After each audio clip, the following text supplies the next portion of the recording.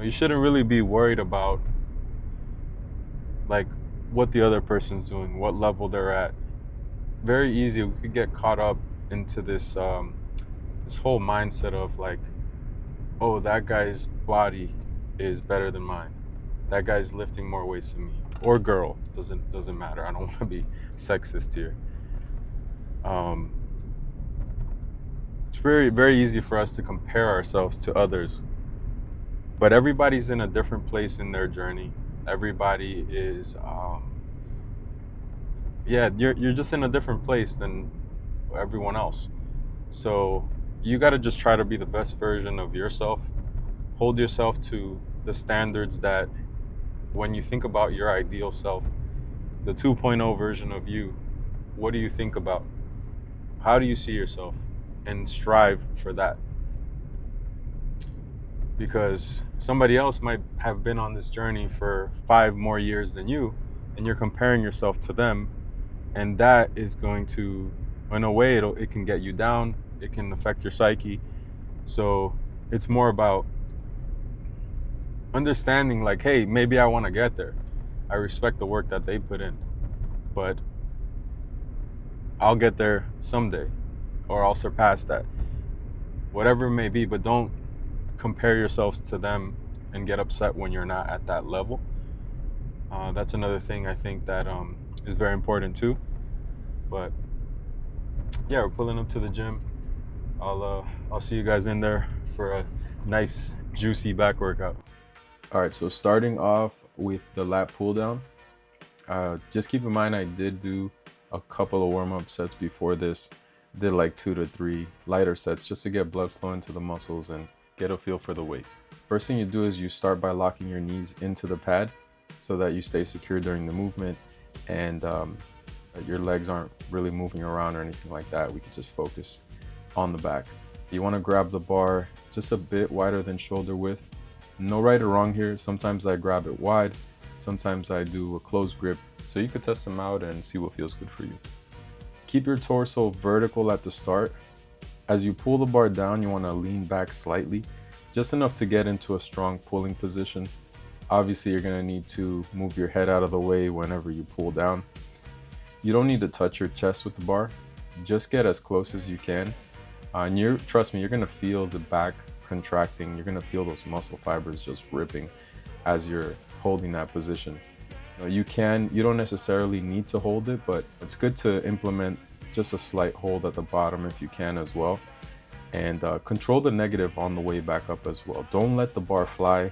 I see that mistake a lot in the gym where you're just throwing the weight around, body's flailing all over the place.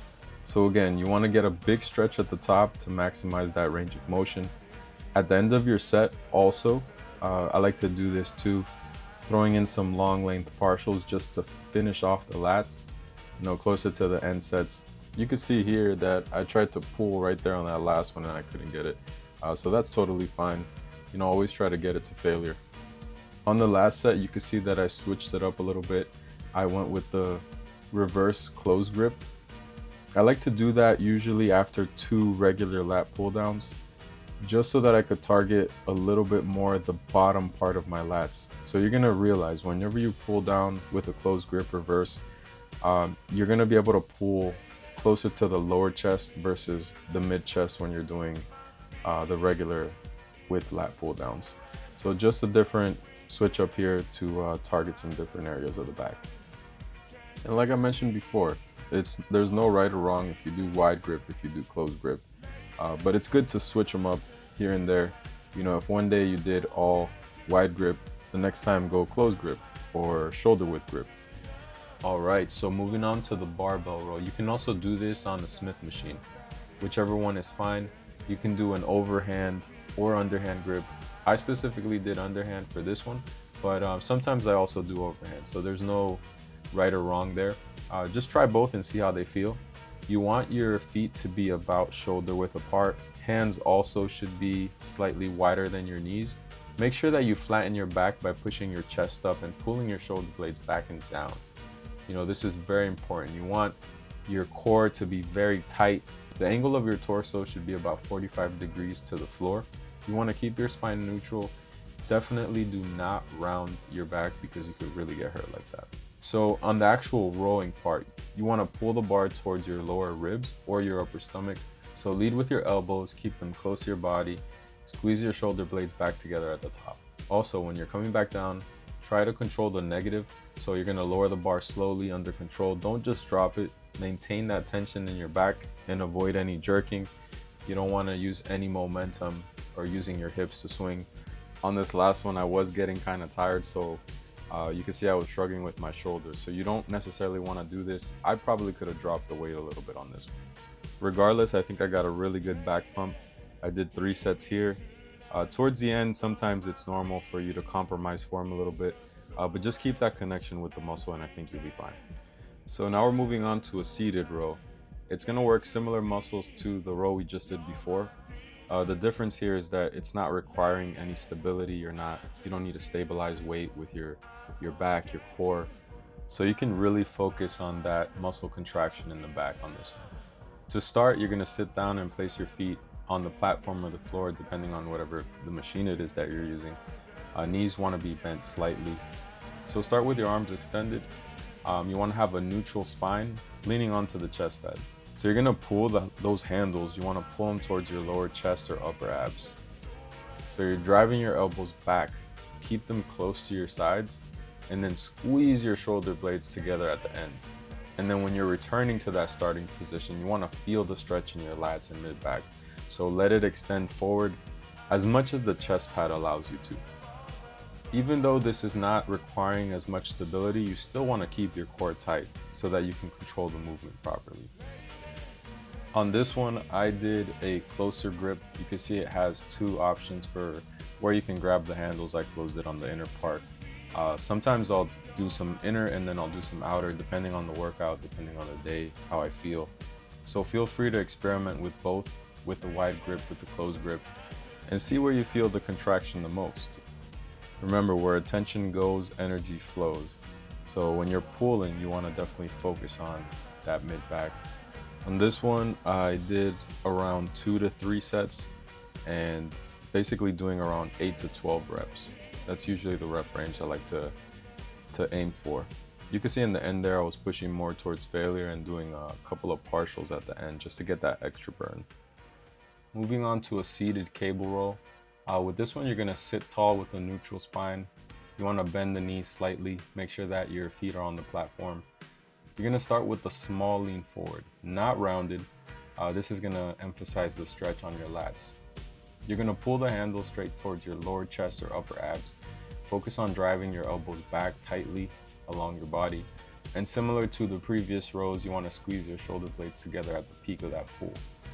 Slowly return to the stretch position, letting your arms extend fully while staying controlled.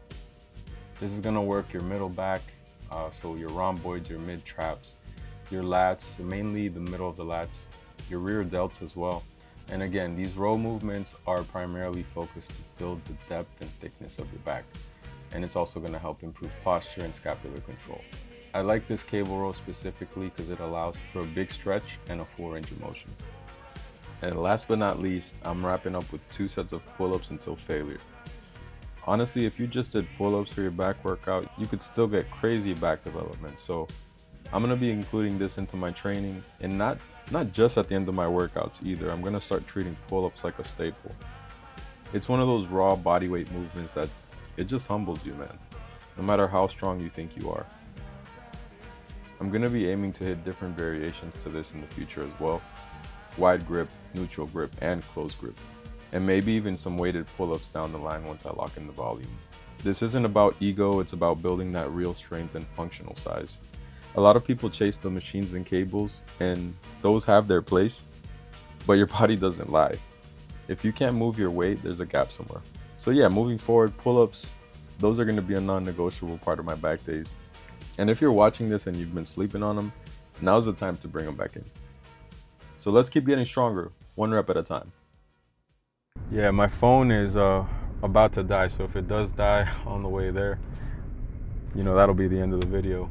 But really happy with today's workout. I'm really enjoying this gym. I'm meeting people in there, very like-minded people too, that are kind of in the same mentality of like very consistent working out every day, going to the gym, just busting their ass, working hard. And everybody has goals that they want to achieve, and it's nice to be around like-minded people. So I'm gonna get some food in when I get home now. Like I said, I'm on a bulk. I don't know if I mentioned that, but I am on a bulk, 4,000 calories a day. I got like 1,000 calories to kill tonight, so probably gonna do some rice, chicken, maybe some barbecue sauce on top of that. I'm running a little bit lower. Like I can't eat any more fats. I need carbs and proteins. That's what I gotta hit tonight. Take a shower, watch a little bit of TV, a little bit of anime, and knock out. But very happy with the way the day progressed today. I hope everybody else has had a good day. And tomorrow we'll be back at it. Tomorrow I'm gonna be hitting what I got tomorrow? Arms? I think arms or legs. Yeah, I got arms, I think, and then legs. I did throw in some calves at the end of this workout, because calves is one thing that I'm lacking in. Legs too. I would say legs are kind of a weak point in terms of the way my physique is developed, the way it looks comparative to my whole body. Not that I have tiny legs, but they definitely need a little bit of work to catch up to the rest of my body and my calves. Genetically, I wasn't blessed with great calves, but I'm not gonna make that an excuse. I'm gonna work them every fucking day. One of the guys in the gym, actually, he told me, he's like, because he has killer calves and he said he used to have thin calves, he told me to, before any workout, to just do calves. 10 minutes on calves. It's not gonna fatigue your system, and you'll literally forget that you did them, but they'll grow that way. He said just consistently do them. So that's something I'm gonna start doing, if not every day, at least every other day. Start doing like two exercises for calves, like 3 to 4 sets on each, depending how I feel that day. But yeah, pulling up to the crib. Tomorrow we're back at it, fellas.